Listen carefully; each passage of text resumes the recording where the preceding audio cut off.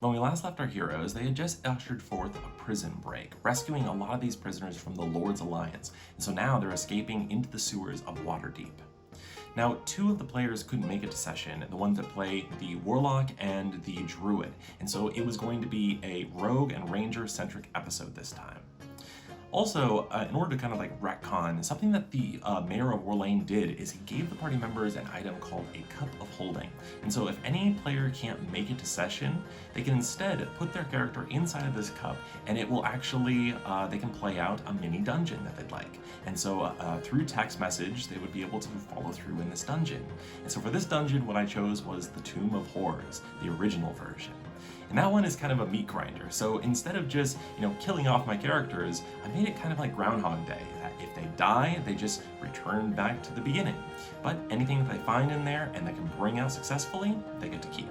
Now the Rogue and the Ranger are shepherding a lot of these prisoners through a lot of the small sewer corridors. And as they are, they meet another person that was there along the prisoners. Even though he's not someone that they know, he's an inhabitant of Waterdeep that was drafted into the army, and his name is Randall.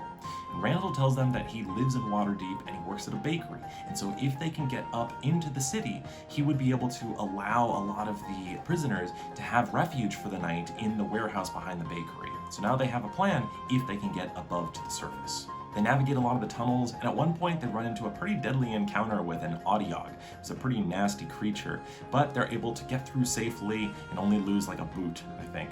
And so they get to the surface, and in the middle of the night, they're able to navigate their way over to the warehouse behind the bakery. Randall tells them that they can stay there for the night, and he'll return in the morning, and hopefully they'll have some more information for them by then. So then they sleep the night there. In the morning, Randall comes back and he tells them that some nobles that he does morning deliveries to, the Castellanders, say that they would be willing to take a lot of these refugees into their house. They have a pretty large mansion, and so they would allow them to stay there until they get themselves situated.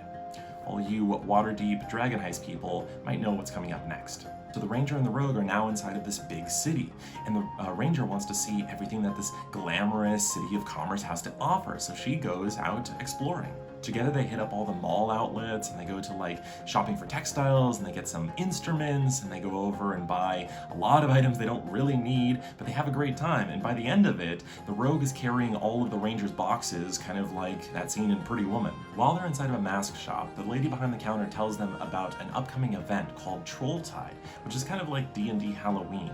So they decide, in order to try and fit in, that they're going to go ahead and buy a couple masks too. And the Ranger's looking at all this selection of masks, and she asks the person who works there if maybe they sell any dragon masks, because she's really interested in these individuals that wear these black cloaks and these dragon masks that are located inside of her dreamlike state, and she's wondering if maybe she can track them down. But it doesn't sound like they sell anything like that here. Now, when they finish shopping, they get back to the bakery and they can see that Randall's there and he's waiting for them.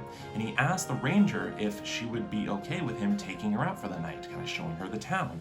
And so the Rogue kind of takes a hint and he decides to go off towards another bar that he's heard of called the Yawning Portal.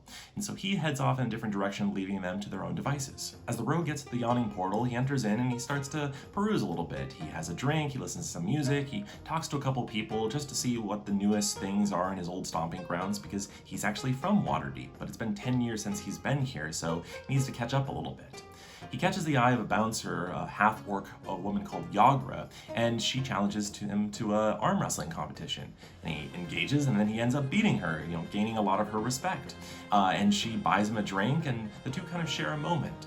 She tells him a little bit about the local gangs that have been causing trouble, like the Xanathar Guild, and she also talks a little bit about a person that matches the description of the Rogue's mentor, the person who kind of raised him as a child. It sounds like this person has a locksmithing building over in Dockward called the Mimic's Chain.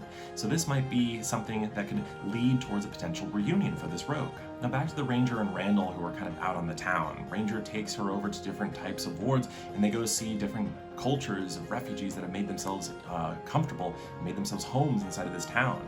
They try different food, they go out dancing, and by the end of the night, they're heading back towards the bakery, and Randall's talking to her about her troglodyte baby, Rodney, and he just has such a fascination with it because he loves dragons as creatures, and anything that descended from a dragon, he just has awe and wonder in his eyes, and he wants to see if he can hold Rodney, and so she hands over Rodney, and he's holding on to him.